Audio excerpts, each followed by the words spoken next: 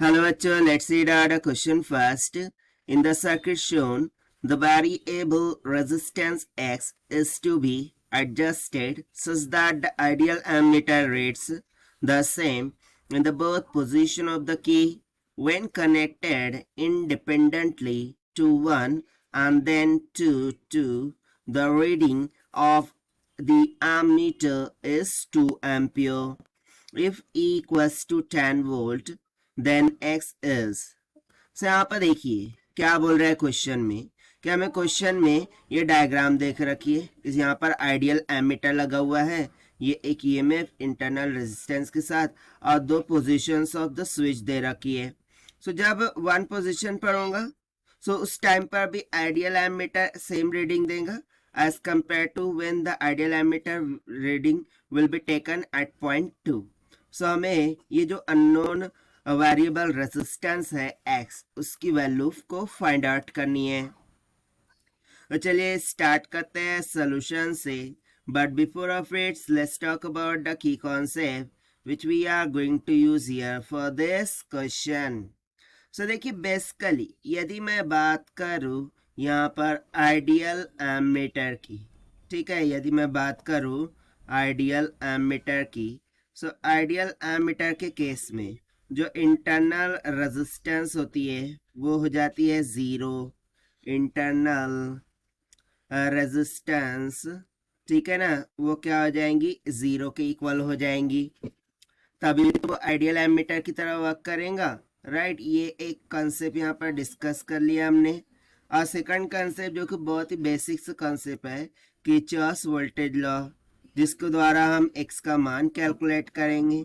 The summation of voltage inside a closed loop is always is equals to 0 होता है। तो चलिए start करते हैं हम यहाँ से। तो सबसे पहले मैं बोलूँगा कि जो स्विच है वो एट पोजीशन 1 है, ठीक है, यानी कि पोजीशन 1 पर है स्विच। सो उस टाइम पर यदि मैं KVL अप्लाई करूँ, सो देखिए यदि ये स्विच पोजीशन 1 पर है, तो उस टाइम पर यदि मैं मान लेता हूँ कि भाई ये कुछ ईएमएफ ई के बराबर है और इसकी रेजिस्टेंस आर के बराबर है, तो बेसिकली ये स्विच पोजीशन 1 पर है, यानी कि पोजीशन 2 ये वाला पाथ यहाँ से निगलेक्ट हो गया।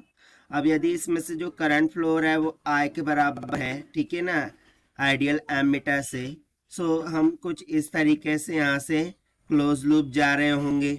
सो उस टाइम पर हमें इक्वेशन क्या मिल जाएंगी, E minus I into R, ये सम इक्वल हो जाएगा 0 के। सो यहाँ से मुझे E will be come out to be equals to the current multiply by the internal resistance. So this will be equals to, now see here according to question ammeter में से फ्लो होने वाला करंट कितना है 2 ampere, और internal resistance हमें दी रखी नहीं है, तो इसलिए उसको हम एज इट इज रखते हैं और इसको मान लेते हैं इक्वेशन नंबर फर्स्ट। तो यहाँ पर सिंपली अब हम पावर डिसिपेशन का कंसेप्ट लगाएंगे। जैसे कि हमने फर्स्ट पोजीशन पर गए, एक्चुअली पावर डिसिपेशन नहीं, अब हम क्या करेंगे एट पोजीशन 2 स्विच को रखेंगे, ठीक है। सो यहाँ पर हम बोलेंगे एट 2, जब पोजीशन 2 पर स्विच होंगी तो उस टाइम पर इक्वेशन हम लिख सकते हैं E माइनस ऑफ, ना सी ये फर्स्ट पाथ फॉलो नहीं होगा बल्कि ये जो सेकंड वाला पाथ है ये हम यहाँ से फॉलो करेंगे। सो यहाँ से सिंपली क्या आ जाएगा E minus of I into R, ठीक है। उसके बाद में हम प्लस टर्मिनल की तरफ जा रहे हैं E के, सो ये हो जाएगा प्लस E, ठीक है, and minus of the current flowing throughout the x resistance, that will be equals to 0, ठीक है, I into x, this will be equals to 0। so यहाँ से हम इक्वेशन 1 से E का मान रख सकते हैं, एप्सिलॉन का मान रख सकते हैं। so ये कितना हो जाएगा ट्वाइस ऑफ R हो गया, minus of current again 2 ampere into R plus E minus of I X, that will be equals to 0 हो जाएगा।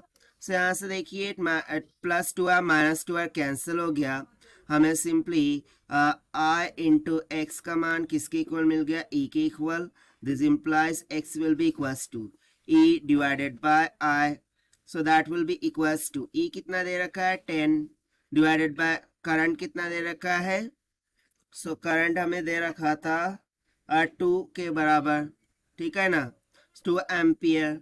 सो 5 डिवाइडेड बाय 2 कितना हो जाएगा, सॉरी 10 डिवाइडेड बाय 2 कितना हो गया 5 ओहम।